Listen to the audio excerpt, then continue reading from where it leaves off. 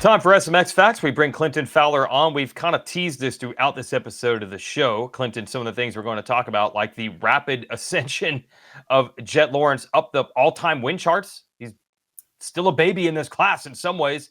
Where does he stand at the moment? Yeah, Weege. I mean, he's only 3 years into his premier class career, and he sits 10th all-time already. He has 19 of 20 wins, and he's on the cusp of tying Jeff Stanton and James Stewart with 20 wins in 8th all-time, which is just absolutely incredible considering how little time he's been in. And he could, if he wins in Southwick, be 20 wins and 21 starts. The amazing part, JT, this would be 3 times as fast as Stewart got there and 5 times as fast as Jeff Stanton got there. Those guys had 66 starts and 94 starts. JT, what's keeping, is there anything that's going to keep Jett Lawrence from winning in Southwick this weekend?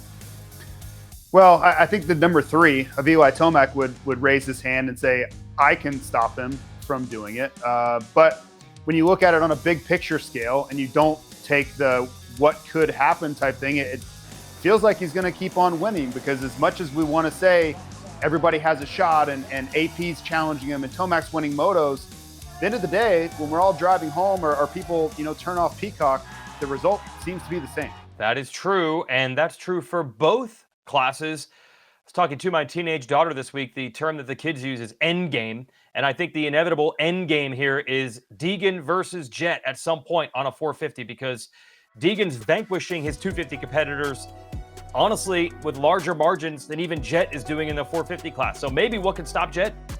That could be Deegan, maybe next year. Give me some stats showing how dominant Deegan has been. Yeah, Weege, the absolutely incredible part, obviously we see Deegan out there winning 6 of 8 motos and 3 of 4 overalls, and you see the domination. But his 42-point lead is the 4th biggest lead in the history of the sport through 4 rounds. So it is all-time level domination that we're seeing. The guys that beat him, you just look at it, they're historic seasons. 1981, Mark Barnett won the first 8 motos.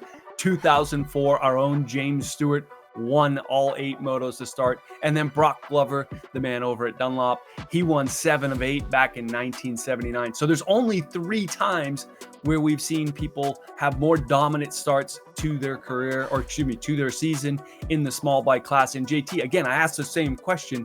We're going to Southwick. Last year, he went 1-2 for first overall here. Obviously a great day. What keeps him from doing the same thing and winning again this weekend? Absolutely nothing, in my opinion. He is the class of this 250 field.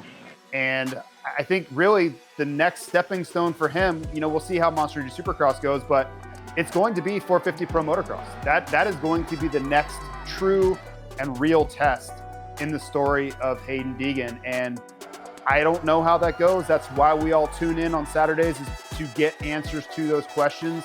But there's a real possibility here where injury is really the only thing that stops both Jett and Hayden before they show down next summer.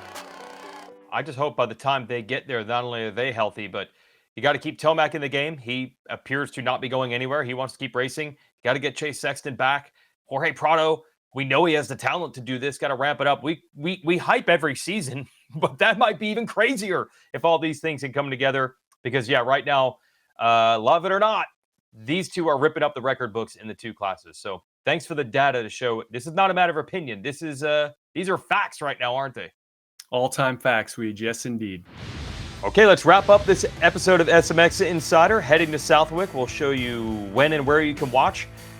450s are going to race before the 250s this weekend. That also means they will qualify first as well. So, Race Day Live, as always, 1 hour of qualifying coverage. That will start at 10 o'clock Eastern Time, Saturday morning.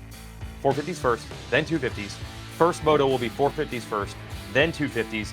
And the reason why is there is a 1 hour live window on NBC. That'll be the first 450 moto of the day at 1 Eastern. So tell your friends again, maybe they don't watch every week, but man, Southwick is quite the spectacle to see these superstars in these types of conditions. Of course, you can watch everything live all morning and all afternoon on Peacock.